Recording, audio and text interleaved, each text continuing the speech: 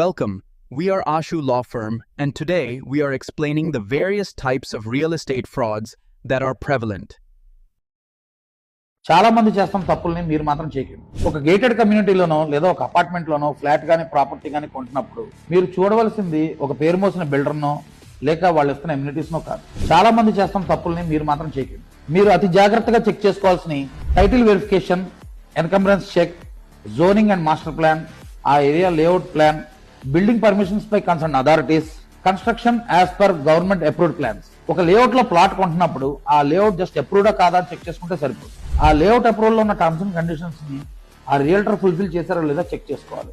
Like roads formation, drainages, electricity, parks, open plot. అంతేకాకుండా government కి register చేసి ఇవ్వాల్సిన గిఫ్ట్ డీడ్ ని కూడా రిజిస్టర్ చేశారో లేదో చెక్ చేసుకోవాలి. మా వెరిఫికేషన్ ప్రాసెస్ లో చాలా ఫ్యాబ్రికేటెడ్ గవర్నమెంట్ ఆర్డర్స్ ని కూడా మేము గుర్తించాం. ఏదైనా ప్రాపర్టీ కొంటున్నప్పుడు డీటెయిల్డ్ వెరిఫికేషన్ తప్పనిసరి. సేఫ్ ల్యాండ్ వెరిఫైయర్స్ వెరిఫికేషన్ తో సేఫ్ గా ఇన్వెస్ట్ చేయండి.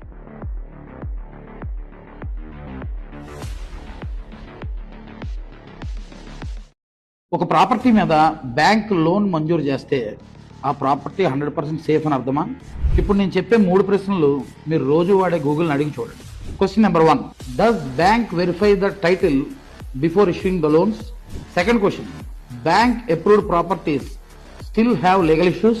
Third question, does loan approval means the property is 100% safe to buy?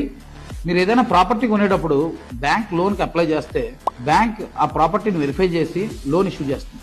Banks loan issue చేసిన ప్రాపర్టీకి ఎలాంటి లీగల్ ఇష్యూస్ వచ్చినా, ఒకవేళ మీరు ఆ ప్రాపర్టీ మీద రైట్స్ కోల్పోయినా సరే బ్యాంక్ కి ఎలాంటి నష్టం జరగదు. ఎందుకంటే బ్యాంక్ లోన్ ఇష్యూ చేసింది మీకు, మీ ప్రాపర్టీ జస్ట్ సెక్యూరిటీ మాత్రమే. ఆ లోన్ మొత్తం తిరిగి చెల్లించాల్సిన బాధ్యత మీ మీదే ఉంటుంది. నిజంగా బ్యాంక్స్ వెరిఫికేషన్ ప్రాసెస్ సరిపోద్ది అని అనుకుంటే హైడ్రా తొలగించిన ప్రాపర్టీస్ కి బ్యాంక్స్ ఎందుకు లోన్స్ మంజూరు చేశాయి? రీసెంట్ గా honourable supreme court of India, reserve bank of ఇండియాని లోన్స్ మంజూరు చేసే సమయంలో వారి వెరిఫికేషన్ ప్రాసెస్ ను సవరించి మరింత జాగ్రత్త పడవలసిందిగా ఆదేశించింది. మీరు ప్రాపర్టీ కొనే సమయంలో బ్యాంక్స్ కండక్ట్ చేసే వెరిఫికేషన్ కేవలం బ్యాంక్ సేఫ్టీకి మాత్రమే. మరి మీ సేఫ్టీకి బ్యాంక్స్ వెరిఫికేషన్, ఇండిపెండెంట్ వెరిఫికేషన్ రెండు ఒకటి కాదు. చివరగా ఇంకొక ప్రశ్న గూగుల్ని అడగండి.